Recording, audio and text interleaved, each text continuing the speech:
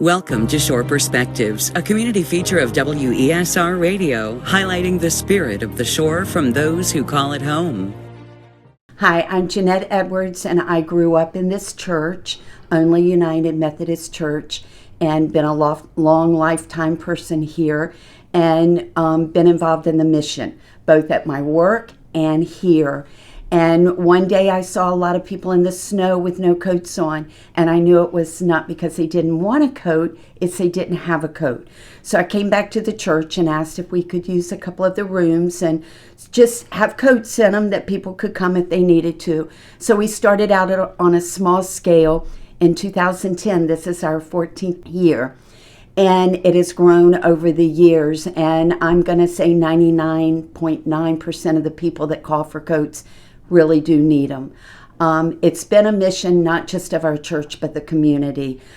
Everybody, when they hear they have a coat, they're cleaning out, a loved one is passed, they donate the coats to us.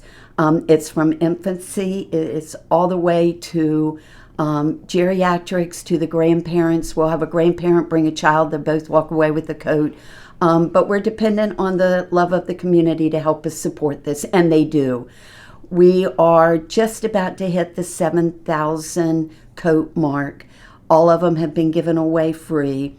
People in the community knit hats, knit scarves, even gloves. And everybody walks away with that and to complement the coat. In the last 7 or 8 years, we've started helping the schools. The teachers put together a list, no names, but just the teacher and the size, and we'll get a coat, we'll get hats and gloves for a child, and we'll deliver it when they need it. We've had a few community organizations that have shelters that have called and said, I need these 4 or 5 coats.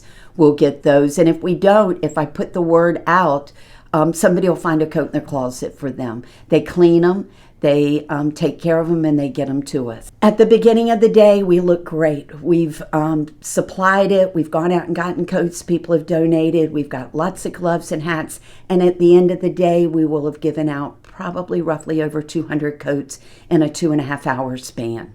And we're empty. So we'll go back out to the community. We will see what donations we've gotten, and we'll go to the local stores and get any coats we can on sale.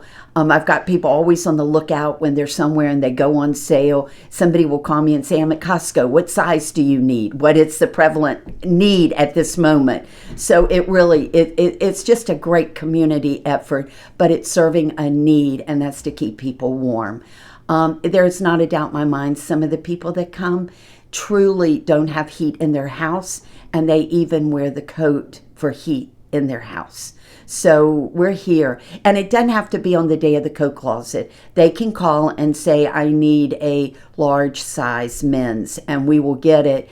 And my work, Eastern Shore Rural Health, is wonderful. I can leave it at one of the centers, and somebody can come by there and pick it up. And that's what they do. So, and everybody at the centers, if somebody realizes there is a need out there, they'll tell them where to go. Businesses are great about putting up signs and collecting coats. We'll decorate a few boxes and put them out, like at the YMCA. Edward Jones lets us put one there. The cleaners in Onley. So when people are getting them dry cleaned, they think, I'll drop it here versus take it home. So yeah, once again, very blessed. We have ladies, we have gentlemen in the community that will hand knit the hats, the scarves. I even have one lady that does the gloves. And these are groups like the Kiwanis, these are groups like the Lions Club.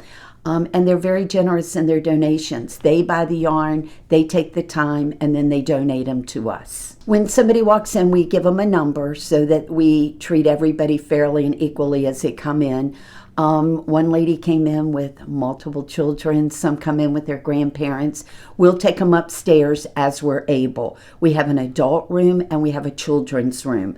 So in the adult room, we like to keep it to about maybe 5 in there at a time, because my helpers, Bev McMath, has helped me ever since we opened.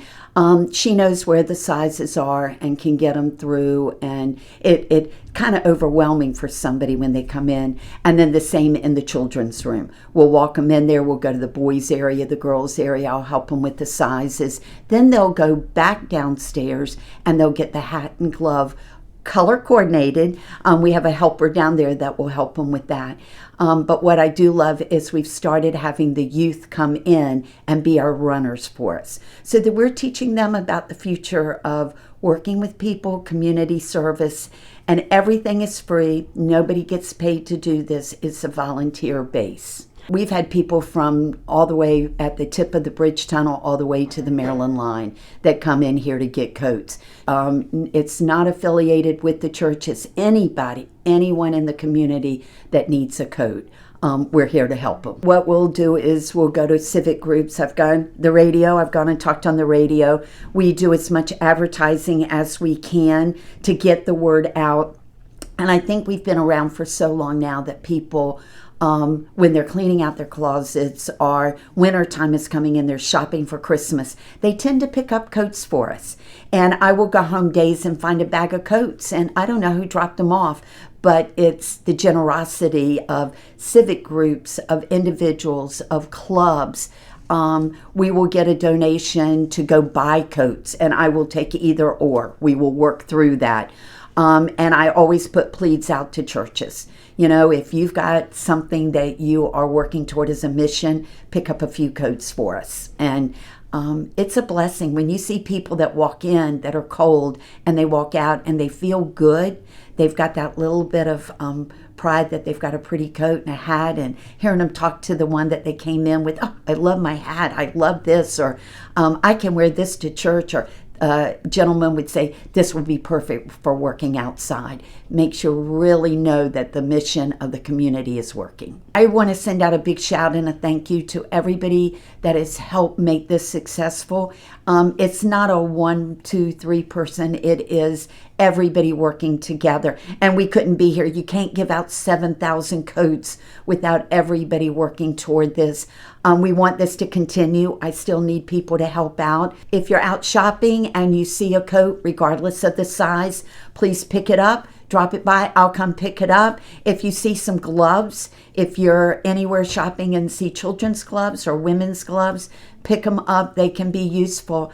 Just always remember you're helping somebody stay warm, whether it's inside their house, inside their car, or outside working or playing, that they're warm. And that's what it's all about. We're here to serve. We're here to take care of people.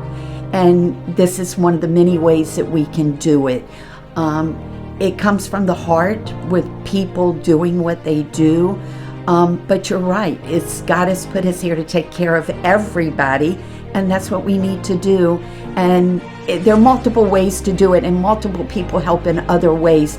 This is our church's way. This is our group's way of taking care of the community.